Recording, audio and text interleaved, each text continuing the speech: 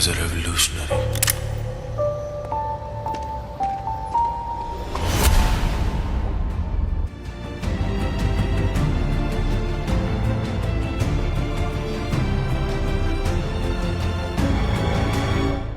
So, Banita, a huge welcome to you on Filme Shilmy. We're finally doing our proper face-to-face interview since October. We were supposed to do it then, but nonetheless, we're doing it for Sardar Udham. So, a huge congratulations and welcome to you. Thank you so much. Now, I know, Banita, despite the length of the role, it was so powerful to see you in Sardar Udham. You know, as an Indian born, bred in Great Britain, you know, Shahid Udham Singh's story, you know, instills a great deal of emotion within me as well. I mean, hearing about the Jallianwalla massacre too, of Jallianwalla Bagh massacre, is heartbreaking and infuriating. Being a part of all of this, how did you cope with it? Because it must have been quite emotionally and mentally heavy for you, right?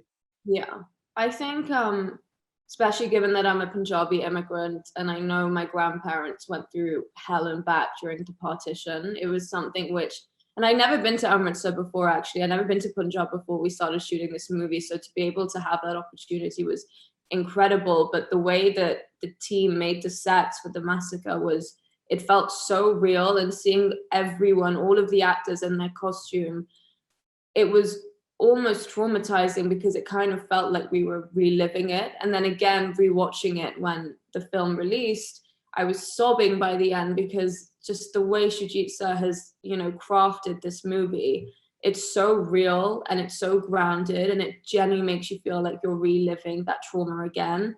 And I think as well, because it's an unspoken trauma, it's something which, you know, growing up in the UK, I was never taught about. It's an untold story. It hasn't had the kind of, I guess, publicity that it should have. So the fact that we're finally bringing this story to light after 100 years, over 100 years now, is something which is gratifying, but also it's like, why only now? It should have been told when it was happening. So it's kind of this like conflict of emotions that I'm going through right now. And it's quite convenient how whenever we learn about the British Empire, they literally just put, like, I remember in my school, they just put on Lagan for us to watch. About we the didn't forget that. Literally, that's what we got to learn about the British Empire. So it just goes to show how much it's been swept under the carpet because it is such a big disaster and a big blunder. I think that's the big understatement I can make for the massacre that happened and for the British Raj that happened as well in our country. So I can understand exactly what you were going through. So just to kind of confirm, I guess you were not very familiar, right, with Shahid Udham Singh's story before you signed on for the film? No, I was familiar because I always knew, I'd heard about the assassination, Right. just kind of, through speaking with my family. I remember actually I visited my dadima like a couple of weeks ago and I was telling her I have this film coming out. And she was like, what is it called? I said Sardar Udham, and then I said the full name, and she was like, yes, like she knew about him as well. So it was just like very gratifying for me to be able to tell this story that is, for a lot of Punjabis, it's very close to home, but for the world, it's very unknown. So yeah, I was very, very excited by this. Now, obviously, I mean, being a part of the Jallianwalla Bagh massacre, even as as an actor, like I said, and like you mentioned as well, it was emotionally and mentally heavy. How did you cope with it? And what gave you the strength to sort of overcome that emotional barrier? It was tough. I'm not going to lie. I remember like sobbing to my mum on the phone when I was in the hotel. But also, as much as real as it did feel when we were shooting it, like as an actor, you still have that safety of knowing there's a camera, knowing there's production, and knowing you're in a very safe space. And I think that's one thing Shoojit has always done well, especially with me. In October, in this, I've had quite traumatic scenes to enact, and he's always made me feel so safe. So there was always, kind of boundaries put in place so that I would never feel too out of depth, but it was traumatizing. And I think most of the shots we got during that massacre were done in like 1 or 2 shots because you just felt it, like the energy was there. It didn't feel fake or fabricated or like I really had to do anything. Everything that you see on screen, I was genuinely feeling within that time. So yeah, you know, as an artist, it was really gratifying, and you know, rewarding. But as a Punjabi, it was traumatizing. I can imagine. I can honestly imagine. But kudos to you for you know, showcasing and being a part of this. Now, I don't know about Udham Singh's personal life or about his potential spouses.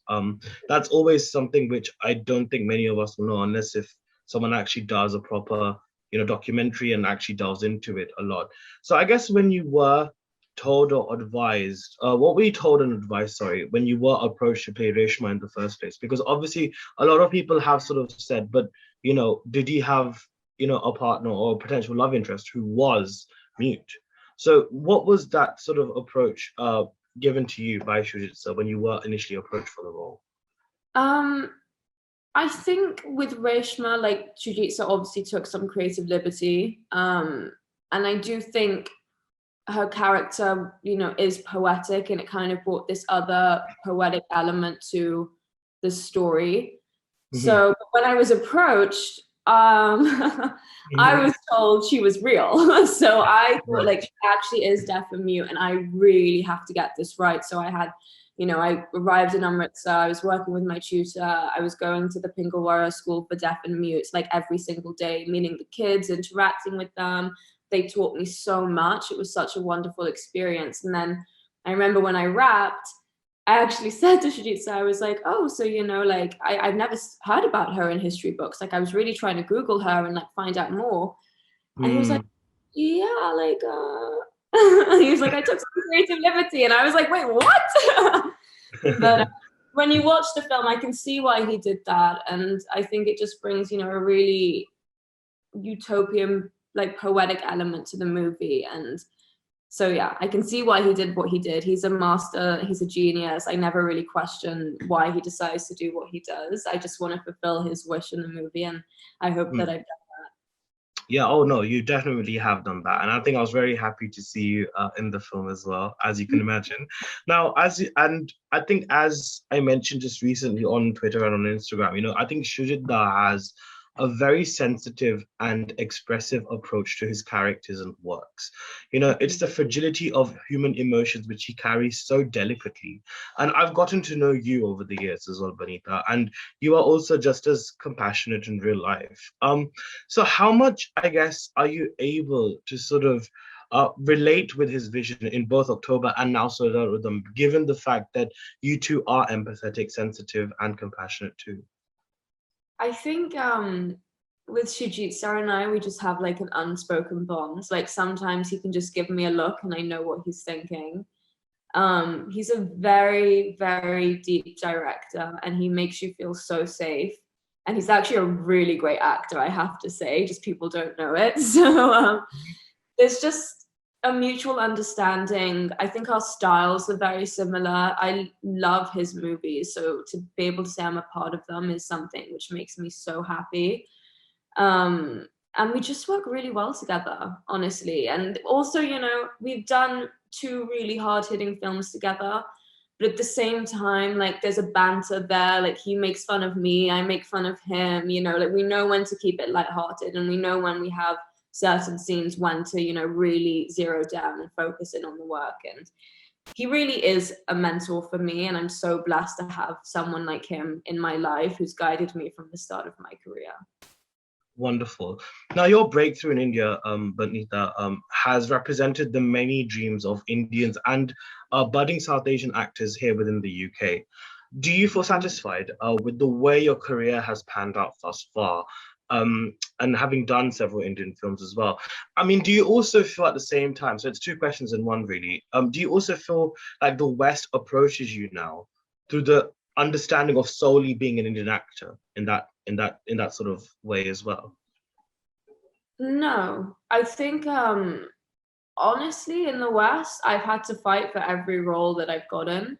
I've really been at ground zero in the West. And, you know, I think as much as people think, you know, I've done certain movies in India, worked with certain directors, and have a following on social media or whatever, it actually doesn't really mean anything in the West, if I'm being honest, because It's the true. Indian audience is so insular and they don't really take any notice of it. So anytime I've had to go forward for roles in the West, I'm literally at ground zero fighting with every single other actress that is going for the roles.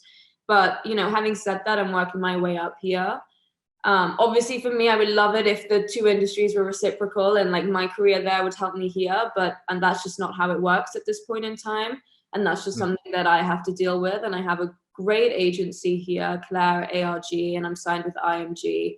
And, you know, they're getting me in the door for roles, and I have to fight tooth and nail like every other actress who's starting out here. So, Right. And I have to do that, you know, it's just the way the industry is right now. Right, very true. And very, very quickly before I let you go as well, Banita, I mean, having explored various times and backdrops and various shades of characters as well in the films that you have done, what aspirations and interests do you have as an actor now in terms of exploring the roles that you might be approached with, or any aspirational roles that you'd like to pursue as well? I do have a dream role. I'm not going to say who it's on because it's a biopic. Oh, wow. Yeah, on a particular Punjabi character. So that's one. And then I also, I just shot a movie in Budapest, and I kind of was working with a stunts team for a bit. And that was my first time kind of understanding the world of action, and I really enjoyed it. So I would really be open to doing an action movie next.